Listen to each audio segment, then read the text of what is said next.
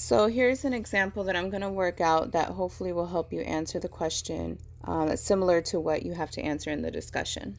Okay, so I'll work this out step by step and let you know what you have to do to get to the answer and how to find the answer. All right, so it says Perez Flores Company had 7,548 flowers to deliver. Miss Perez put 3 dozen flowers in each packing box. How many flowers did Miss Perez have left over after she filled as many boxes as possible? Okay, so we know that the steps to divide are, does McDonald's sell burgers? Okay, so I wrote it off here to the side. So DMSB, those are the steps: divide, multiply, subtract, and bring down. Okay, so we've been talking about in class to strategy to help us kind of break down the problem and get to the meat of what is important. Okay, so we know that we have something. So what does the problem give us? That's something that we have already. Okay, so what we have are 7,548 flowers. Okay, so I'm going to write that here. 7,548 flowers. That's my total. Okay. What else do we have? Well, we know that we have 3 dozen flowers in each packing box. Each box. Okay. So I'm going to write that here. 3 dozen flowers in each box. Okay. And what do we want? What do they want to know? Well, how many flowers are there's left over? So that means, I misspelled that. Unpacked. Okay. So let's go ahead and work out the problem. Okay. So first of all, before we start, we know that a dozen means 12. Okay. So we have 3 dozen flowers. That means that I am going to multiply that times 12 to get us the flowers that we have. Okay, so 3 times 12, because we have 3 dozen, 3 times 12 is 36. Okay, go to your math facts and look over that if you couldn't figure that out at the top of your head. So 36 flowers. So we have 7,548 total. And in each box, there's 36 flowers. Okay, so let's go ahead and set up the problem.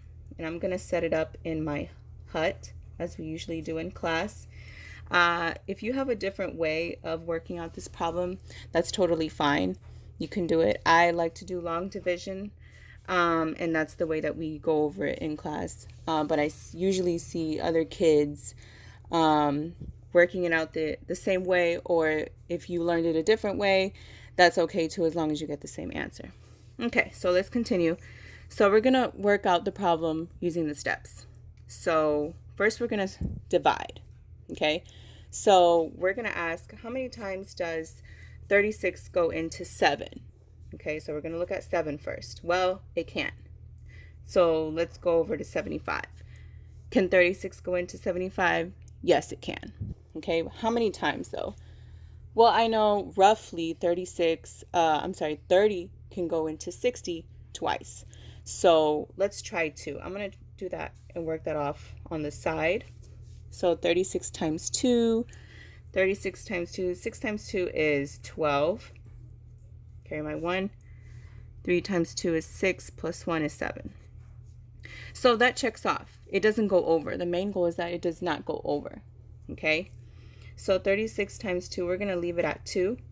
So our next step is to multiply, and we did that already. So 2 times 36, and that goes under 75. And the reason why I put 2 over the 5 is because we were looking to see how many times did 36 go into 75. So that's why we put it over the 5. Okay, so then we multiplied, so that came out to 72. Our next step is to subtract. So 75 minus 72, 5 minus 2 is 3, 7 minus 7 is 0, but you don't have to put that there. Okay, next step is to bring down. So I'm going to bring down my 4. Oh, running out of ink. 4. Oh, goodness. Okay, hold on. Let's see if this works. Yes, it does. Okay. So now we're going to start all over. Okay? So we're back to dividing. So how many times does 36 go into 34? Well, it doesn't. So we're going to put a 0 there. We don't want to leave it blank because we still need to have a digit there to show that we did that step. So our next step is to multiply. 0 times 36 is 0. Next step is to subtract. 34 minus 0 is 34. Next step is to bring down. This is the bad one. Here we go. And we're not done yet because we don't have a digit here. So that's our last step, is to see how many times 36 go into 348. Well, that's a big number, but I know that I'm trying to get into the 300s. So I know that if I multiply 36 times 10, the pattern by multiplying by tens is to add the 0 at the very end. But that one's going over. So let's try 36 times 9. We got to bring that down a little bit because the answer here, if we decide to use 10, the answer cannot be over what I'm trying to divide into. So it could be under, but not over. And that went over. So 36 times 9. 6 times 9 is 54. Carry my 5. 3 times 9 is 27. Plus 5 is 7 plus 5 is 12. Carry my 1. 2 plus 1 is 3. Okay, so I can put 32 there because there's no hundreds place right here to keep multiplying that.